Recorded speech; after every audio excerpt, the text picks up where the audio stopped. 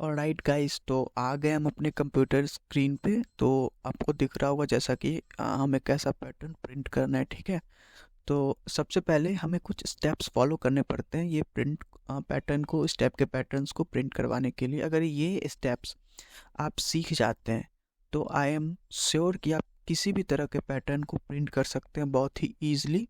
और अगर आपको कोई टफ सा भी पैटर्न दे दिया जाए लाइक बटरफ्लाई वाला या फिर हार्ट शेप या फिर डायमंड शेप, तो वो आप इजीली प्रिंट कर सकते हैं। बाय द वे मैं उन सारे पैटर्न्स को भी प्रिंट करना बताऊंगा, बट फिलहाल हम इजी से शुरू करते हैं ताकि जिनका ये फर्स्ट टाइम हो या फिर जो बिगिनर्स हैं वो इजीली सीख पाए पैटर्न को प्रिंट करवाना। और फिर अगर आप बेसिक्स सीख जाते हैं, अच्छे से स्टेप्स को समझ जाते हैं कि कैसे क्या करना है हर पैटर्न में, तो ऑफ कोर्स आपके लिए कोई भी पैटर्न पकड़ा दो, आपके लिए प्रिंट करना काफ़ी आसान हो जाता है। ठीक है, ठीक है। तो चलिए हम यहाँ पे इस पैटर्न को प्रिंट करने की कोशिश करेंगे। ठीक है, तो सबसे पहले आपको क्या करना है कि जैसा मैंने बताया कुछ स्टेप्स फॉलो करने पड़ेंगे। ठीक है, तो मैं यहाँ पे बेसिकली 3 स्टेप्स जो है सो मैं यहाँ पे आपको बताऊंगा। ठीक है, स्टेप नंबर 1 में क्या करना है कि आपको जो है ये पैटर्न दिख रहा है, इसके अकॉर्डिंग रेक्टेंगल बॉक्सेस बना लेने हैं। रेक्टेंगल या स्क्वायर जो सा भी शेप बन रहा है आपको उसको बना लेना है। लेट सपोज यहाँ पे अगर रेक्टेंगल बन रहा है या फिर स्क्वायर बन रहा है, उसको आपको बना लेना है। वो बनेगा कैसे, ये चलिए मैं आपको बताता हूँ। ठीक है, तो सबसे पहले आपको क्या करना है, रेक्टेंगल बनाना है स्टेप नंबर 1 में। ठीक है, अभी हमारा स्टेप नंबर 1 चल रहा है। ठीक है, तो ये देखिए मैं कैसे बना रहा हूँ, आप सेम टू सेम उस टाइप से अपने कॉपी पे बनाना स्टार्ट कर दे। ठीक है, ये मैं इसको बना रहा हूँ। ठीक है, अच्छा, अब मैंने ये बना लिया। अभी ये पूरी नहीं हुई, मैं अभी पूरी कर रहा हूँ इसको। ठीक है, ठीक है, ये बन गया हमारा रेक्टेंगल। और अभी स्टेप नंबर 1 फिनिश नहीं हुआ, और हम इसको, अच्छा आपको ये पता होगा कि हम इसको रॉ बुलाते हैं और इसको इस कॉलम बुलाते हैं। ठीक है, ये तो आपको पता ही होगा। तो हम यहाँ पे रॉ को जो है वो रॉ बोलेंगे और कॉलम को जो है कॉलम बोलेंगे। ठीक है, रॉ को जो रॉ बोलेंगे और कॉलम को कॉलम बोलेंगे। ठीक है, तो अगर हम देखें तो हम इधर साइड वाले को क्या बोलेंगे, रो बोलेंगे। ठीक है, इधर साइड वाले को, यानी यहाँ पे कितने रो हो गए, टोटल 5 रो। और कॉलम, कॉलम क्या बोलेंगे हम, इधर वाले को हम कॉलम बोलेंगे। ठीक है, तो यहाँ पे रो कॉलम भी कितने हो गए टोटल, 5 कॉलम्स। तो यहाँ पे हमारे पास 5 रोज हो गए और 5 कॉलम्स हो गए। तो मैंने आपको अभी जस्ट बताया कि हम रो को जो है रो को जो है रो से डिनोट करेंगे और कॉलम को कॉलम से। तो चलिए वहाँ पर हम लिख देते हैं, यहाँ पे रॉ को रॉ के रॉ लिख देते हैं और कॉलम को कॉलम लिख देते हैं। ठीक है, तो ये हो गया हमारा रॉ और ये हो गया हमारा कॉलम। ठीक है, अच्छा अब यहाँ पे हम नंबरिंग कर देते हैं। ठीक है, तो चलिए मैं पहले रॉ की नंबरिंग करता हूँ, 1 2 3 4 5। और इन द सेम वे यहाँ पे भी आप नंबरिंग कर दें, 1 2 3 4 5। तो यहाँ पे हमारा अब जो है स्टेप नंबर 1 डन होता है। ठीक है, तो गाइज हमने अपना स्टेप नंबर 2 जो है वो पूरा कर लिया। ठीक है, और अभी सॉरी स्टेप नंबर 1 हमने अपना पूरा कर लिया और अभी बारी है स्टेप नंबर 2 की। तो स्टेप नंबर 2 में क्या करना है कि आपको एज इट इज़ लिखना है, मतलब रॉ और कॉलम के अकॉर्डिंग आपको पोजीशंस लिखने की, रॉ में कहाँ पे है और कॉलम में कहाँ पे है। तो चलिए हम देखते हैं कि वहाँ हम कैसे लिखेंगे इसको। तो आपको पहले क्या करना है, एक साइड रो लिख लेनी है और एक साइड कॉलम लिख लेना है। ठीक है, कॉलम, अब देखिए अभी रो जब 1 है तो कॉलम की वैल्यू क्या है, ये भी 1 है। ठीक है, तो यहाँ पे मैं, जब रो की वैल्यू 1 है तो कॉलम की वैल्यू भी क्या है, 1 है। जब रो की वैल्यू 2 है तो कॉलम की वैल्यू ये देखिए 1 है और 2 है, 1 है और 2 है। ठीक है, यानी कि जब रो की वैल्यू 2 है तो कॉलम की वैल्यू 1 एंड 2 दोनों है। ठीक है, एंड जब रो की वैल्यू 3 है तो कॉलम की वैल्यू 1 2 एंड 3। तो हमें इसे लिख लेना 1, सॉरी ये जब रो की वैल्यू 3 है तो ये 1 2 एंड 3 है। और जब रो की वैल्यू 4 है तो ये 1 2 3 और 4, यानी कि जब 4 है तो 1 2 3 4। ठीक है, और जब रो की वैल्यू 5 है तो ये देखिए ये है 1 2 3 4 5, यानी कि यहाँ पे कहाँ से कहाँ तक है, 1 2 3 4 एंड 5। तो हमने एज इट इज़ लिख लिया रो और कॉलम के रिस्पेक्ट में, रो और कॉलम के रिस्पेक्ट में कहाँ कहाँ पे किस किस पोजीशन पे स्टार्स हैं। तो हमारा स्टेप नंबर 2 भी अब डन होता है, ठीक है। तो गाइज हमें तीसरे स्टेप में क्या करनी है कि हमें फिर से रो और कॉलम की वैल्यू लिख लेनी है, बट अभी हम थोड़ा सा इसको जो है ना थोड़ा सा चेंज करके लिखेंगे। चेंज ऐसा करके लिखेंगे कि हमें इसके बीच में कुछ रिलेशन बनाना है, मतलब कोई एक ऐसा रिलेशन मिल जाए जिससे कि ये स्टार प्रिंट हो जाए, ठीक है। हम स्टेप 3 में हमें आई और रो और कॉलम की वैल्यू फिर से लिखनी पड़ेगी, पर थोड़ा सा स्मार्ट वे में, थोड़ा सा बेटर ढंग से लिखना पड़ेगा, ठीक है। तो मैं यहाँ पे देखिए रिलेशन फाइंड करने की कोशिश करता हूँ, ठीक है, रो और कॉलम के बीच। अच्छा, जब रो की वैल्यू 1 है तो कॉलम की वैल्यू भी 1 है। रो की वैल्यू जब 2 है तो कॉलम की वैल्यू 1 और 2 दोनों है। इसी तरीके से जब रो की वैल्यू 4 है तो कॉलम की वैल्यू 1 2 3 4।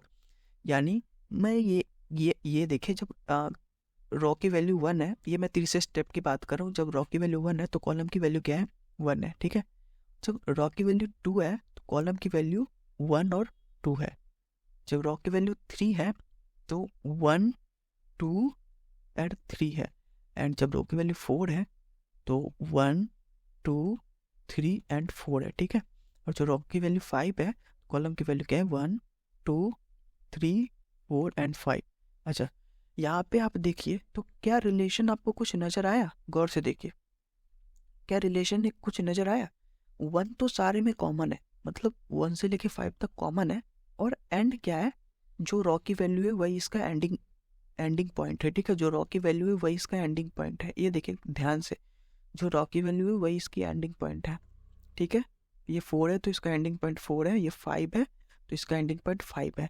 यानी कि मैं ये कह सकता हूँ कि जब कॉलम क्या होगी, ग्रेटर देन इक्वल्स 1 होगी एंड लेस देन इक्वल्स रो होगी, मैं ये कह सकता हूँ क्या। सोचिए जरा इस बात पे, सोचिए जरा इस बात पे। जब ग्रेटर देन इक्वल्स 1, यानी 1 जो है वो 1 से बड़ा भी है, नहीं बड़ा तो नहीं है बट बराबर है, ग्रेटर देन तो नहीं है बट इक्वल्स है, 1 के बराबर है। और 1 जो है वो रो की वैल्यू अभी एट प्रेजेंट 1 है, तो छोटा तो नहीं है बट इक्वल्स है, ठीक है। चलिए 1 वाला एग्जांपल नहीं समझ में, मैं 3 वाला एग्जांपल लेता हूँ। अभी जब रो की वैल्यू 3 है तो कॉलम की वैल्यू ग्रेटर देन इक्वल्स 1 है, ग्रेटर देन तो नहीं है बट 1 है, ठीक है। एंड लेस देन इक्वल्स रो, तो लेस देन तो नहीं है 3 से बट 3 के इक्वल्स है, तो ये कंडीशन हमारा फुलफिल यहाँ पे हो रहा है। तो हम इसको मान के चल रहे हैं कि हमारा कंडीशन ट्रू है, यानी कि यहाँ पे क्या कंडीशन बन रहा है, column is greater than equals 1 and column is less than equals row, ठीक है।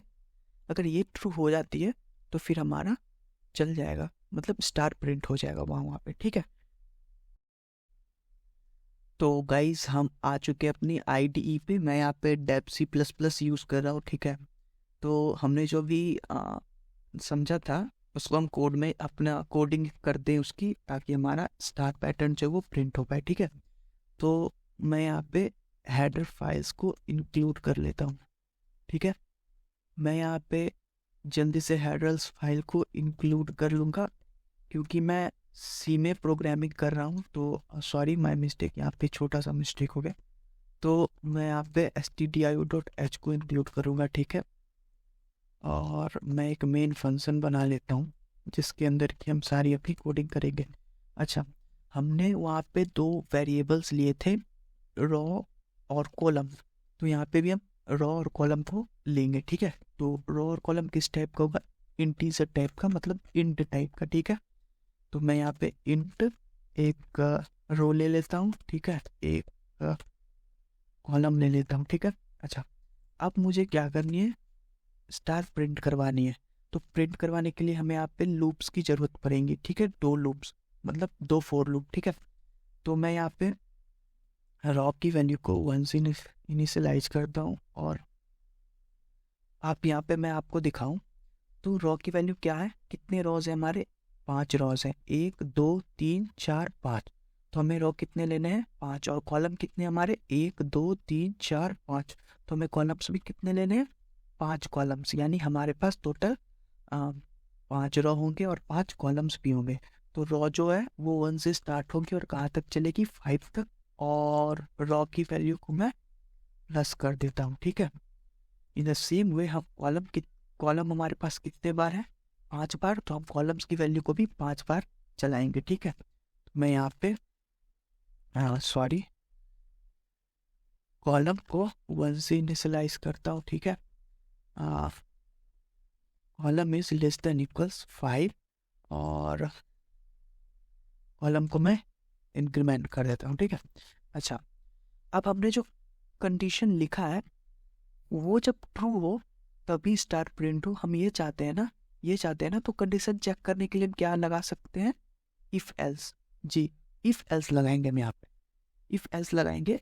तो फिलहाल मैं इफ का ही यूज करूँगा, एल्स का यहाँ पे कोई यूज नहीं है। तो मैं फिलहाल इफ एक कंडीशन लगा लेता हूँ कि जब वो कंडीशन ट्रू हो तो उसके चलने पर, ट्रू होने पर हमारा जो स्टार प्रिंट हो। तो मैं यहाँ पे कंडीशन इफ लिख लेता हूँ।